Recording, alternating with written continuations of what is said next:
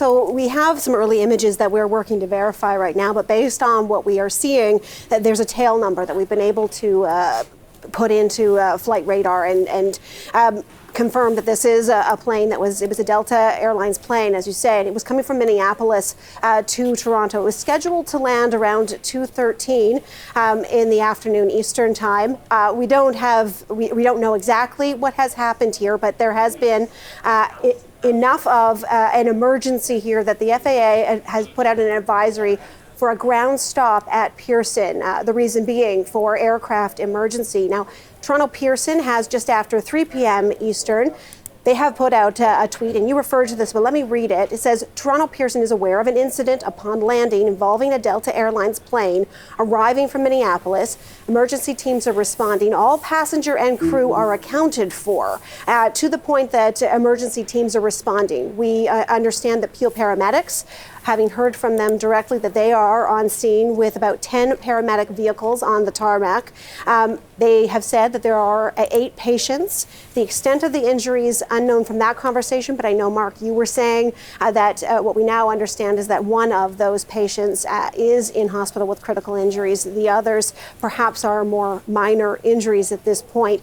This was a plane that was going to turn around, going to be heading back to Minneapolis. That is obviously not happening right now because of there is this ground stop and to the point that there are reports that this is a plane that has somehow flipped over. That is not something that we understand how that could have happened, but that is going to be, obviously, Mark, a huge source of investigation moving forward.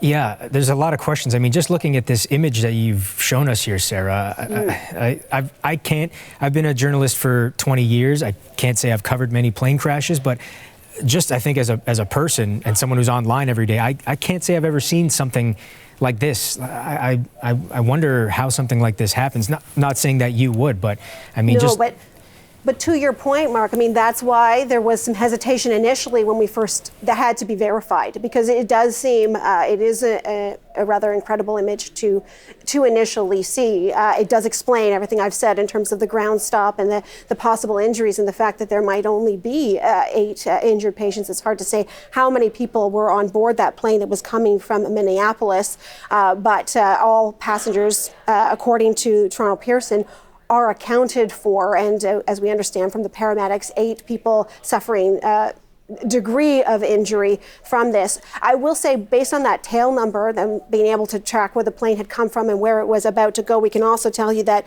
the make of this, the plane, the model, it's a twin jet, a CRJ 900. That will sound familiar to some who have been paying attention to the news over the last couple of weeks. It's the same model aircraft, that twin jet, as the one that had the mid-air collision with the Black Hawk helicopter in Washington, D.C., and in which case, in that accident, there were no survivors. To this point, we're talking about injuries, not a case of fatalities, at least not yet, but we're watching it very closely in terms of what we might hear from paramedics on that.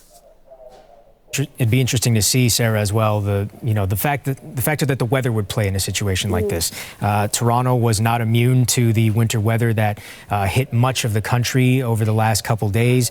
At the time that we're speaking right now, not long after this crash, it is -9 outside in Toronto, winds 27 kilometers an hour, so it's pretty windy out there. Again, purely speculative. I don't know whether wind would have played a part in this or weather would have played a part in this, but it certainly can't help. And I can only imagine what is going through the minds of the people.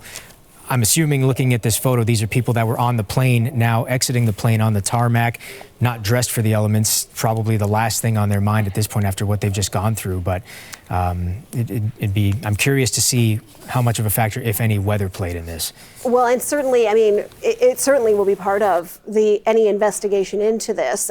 Weather always is, of course, and to your point, we saw Tricia Kindleman standing outside in what is a very snowy Toronto, and the same would be true crew for the area out by the airport. So certainly, yeah, weather conditions are going to play a role. But just one more time, let me recap here that Toronto Pearson International saying that they are aware of an incident. This is the tweet that came just after 3 p.m. local time, that this is an incident, an accident that is involving a Delta Airlines plane that was coming in from Minneapolis, that emergency teams are on the tarmac that are responding. We understand from talking to Peel Paramedics that they have at least 10 paramedic vehicles that are on the tarmac dealing with this, and that in terms of the passengers who were on board, according to the airport, all passengers and crew are accounted for. According to the paramedics, of those passengers and crew on board, there are 8 injuries. At least one is in hospital with potentially critical injuries, but the extent of all injuries, that we're waiting for more confirmation on that. But again, all passengers accounted for, and that is, a kind of an incredible thing to be able to say when you look at that image and you consider that this is a plane that appears to be completely on its back, somehow having flipped upon arriving from Minneapolis to Toronto, or just before 2 p.m. Eastern local time.